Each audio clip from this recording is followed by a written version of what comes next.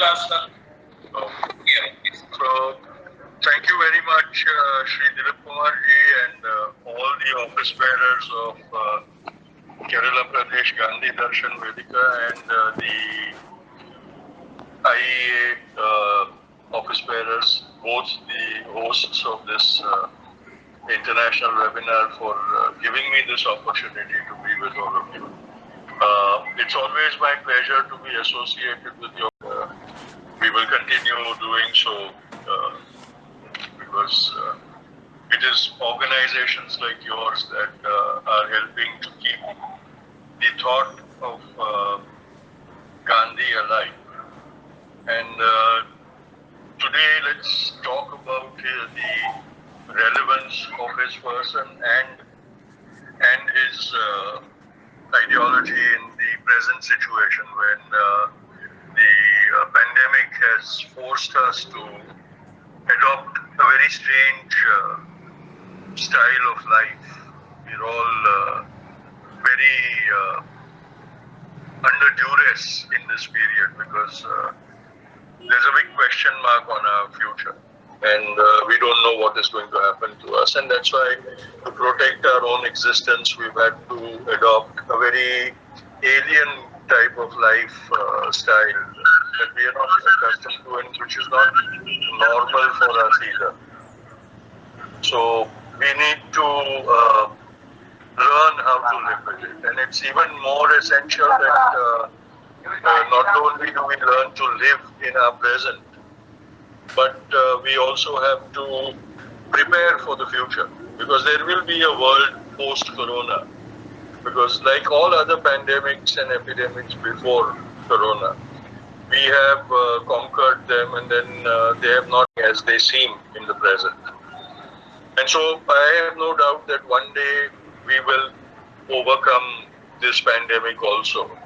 And then it will become another new normal that it will affect people, but it will just be like any other common cold and flu outbreaks, and it won't intimidate us. But when we reach that situation, will we be the same as we were before this pandemic, or will we be better than what we were during the pandemic and before the pandemic? That depends on how we treat or utilize this period of insulation and isolation that is forced on us. That they had to perform was to, with dignity, dispose of the dead. Because in the times of epidemic, although people do take care of those who don't survive that epidemic, but there is a loss of dignity for them.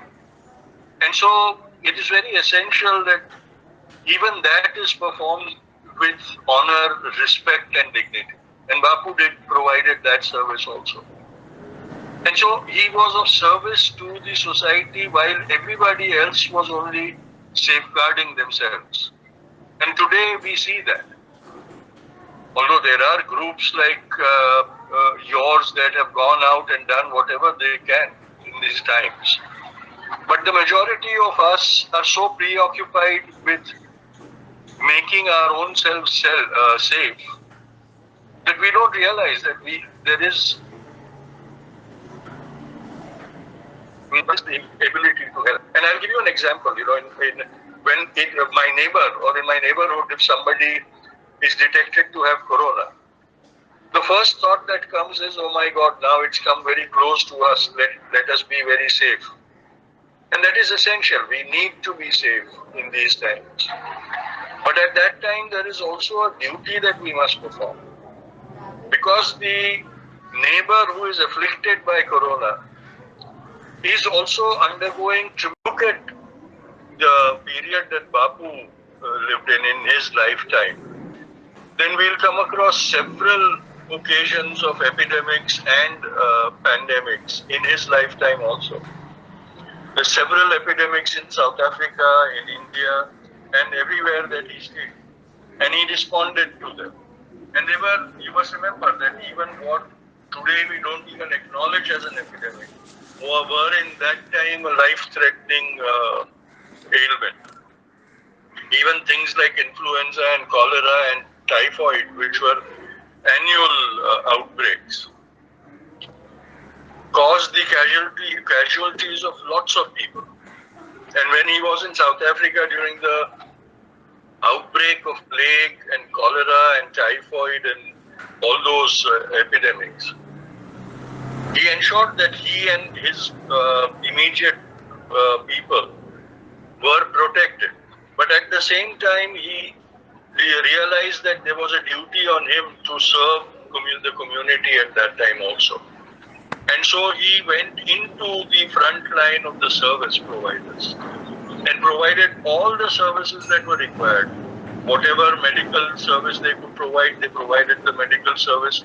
They provided the very vital service of being help to the qualified medical practitioners, so that those practitioners were only focused on caring for the patients, and everything else, or curing the patients, everything else was taken care of by these volunteers, which was very doable, which is very doable even today.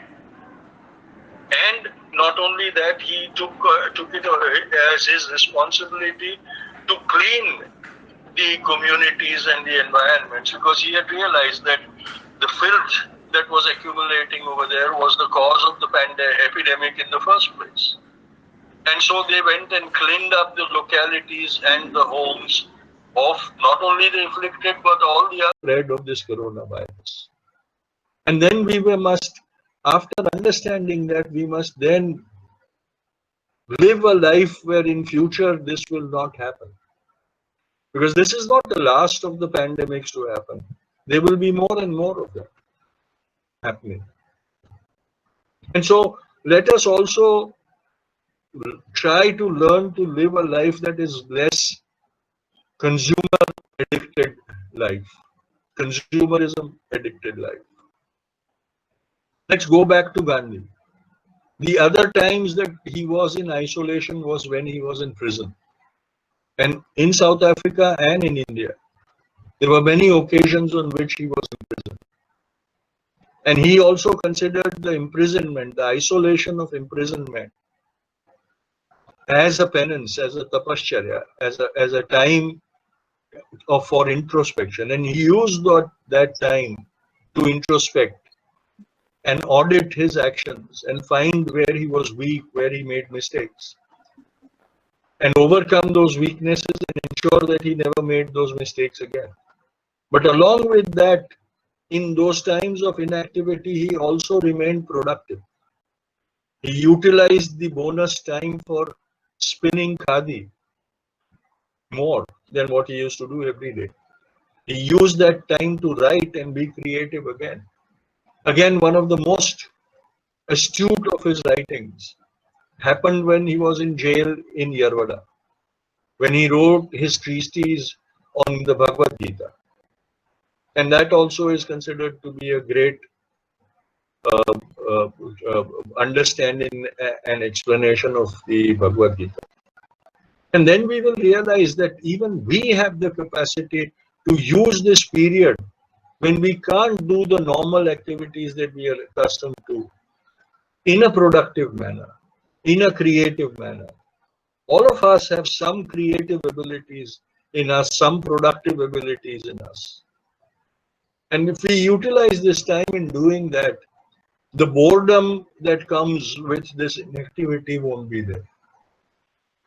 And you see, there are many mental health issues that are cropping up now. Depression is one of the very big dangers in our society, and we are seeing rampant proliferation of depression in all age groups because of the isolation, because of the insulation, because of the inactivity. But if we start becoming creative and productive in this time, we will avoid that also. And Gandhi showed us all these things throughout his life. By example, not just by writing or talking to us about it, but by example, by living it in his own life. We can also do that. But we must have that will, we must have that ability to think. And we must have that ability to deal with this situation without considering it to be oppressive. If we do all this, then we will definitely be able to outlive, and in a healthy manner, in a productive manner, this whole affliction of the pandemic on us. Yes, it will maybe it will cost us very dearly in human life. That is going to be unavoidable. Before we find a cure, before we find a preventive, it will take a huge toll on our lives, on life itself. That is what pandemics have done. Even Spanish flu took a huge toll on humanity. But humanity survived, and we are going to survive this also. So it's up to us whether we thrive during this time or we continuously keep feeling like a victim and then suffer like a victim in this time. This is how we should be dealing with it, and this is how we should be inspired by our history, because history is only important if we utilize it in our present, if we learn from it in our present and use it to empower us to deal with our present. Otherwise, history is just something that opportunists will exploit. And today, yesterday, I was not at all in the frame of mind to celebrate Gandhi Jayanti, because I questioned myself. I said, do we or does this nation deserve Gandhi anymore? Because of the circumstances, because of what has been happening in the recent times. There's a big question mark. I still don't know whether we deserve Gandhi anymore. Or now, is it time for us to embrace Godse? Because all our actions only imply that we are becoming the land of Godse, and Godse is going to be the father of the nation, or is the father of the nation. So is it time to erase Gandhi from our minds? That is the question that I am faced with on this Gandhi Jayanti. Do we deserve Gandhi anymore as a nation? Yeah. Over here, I'm sure most of you will refuse or say no to this question. But I'm not asking a question, because India is much bigger and greater than all of us over here. And it is their actions that are going to answer my question. And although I will not blame everybody for what has happened in Hathras and all those places, and even before that, the drift in our nation. But it is our inaction, and it is our apathy, and it is our silence that is allowing that to happen. And what is the use? What is the use of me talking to all of you? Because you all are already, you have adopted Gandhi thought and believe in Gandhi. And I'm wasting my time with all of you. While over there, outside this meeting room, Godse is replacing Gandhi in the minds and hearts of Indians all over. It is time, if we believe in that, if we really believe in Gandhi, it is time to go out into the streets and counter that ideology of hate, counter that ideology that has captured the minds of a majority of Indians today, and stop it in its track. Only then maybe we will deserve to celebrate another Gandhi Jayanti. Otherwise, we will be as guilty of murdering Gandhi and murdering his ideology as those who actually murdered Gandhi and his ideology. So let us take a pledge today. First, apologize for our inactions so far which have to that ideology so dominant in our nation. And then let us take a pledge to do our best. Bapu in 1942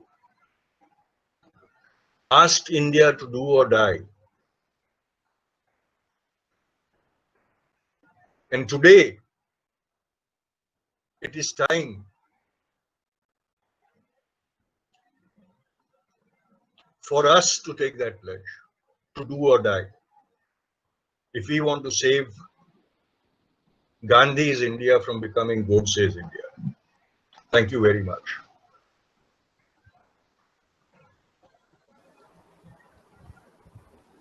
Thank you very much, Tushar Gandhi, for your thought-provoking speech. There is no words. I am unable to present anything in front of you because the last portion, do or die. Together we can move forward by getting inspiration from Gandhiji's golden words, do or die. We can do something. So, as from the part of Kerala Pradesh Gandhiyan Vedi, we are proud to announce that we will always on the path of Gandhian thoughts, and we will follow the steps of Gandhiji that cannot be erased from our mind, or it cannot be erased. There is no possibility of erase from human mind, because we are the of Mahatma Gandhiji, and it is the only one organization that is always remembering Gandhiji every day, every morning, every evening, again on all days. Kerala Pradesh Gandhiyan Vedi is remembering the great man, our father of the nation, Mahatma Gandhi. Sir, thank you very much. Then Thank you. thank you, sir.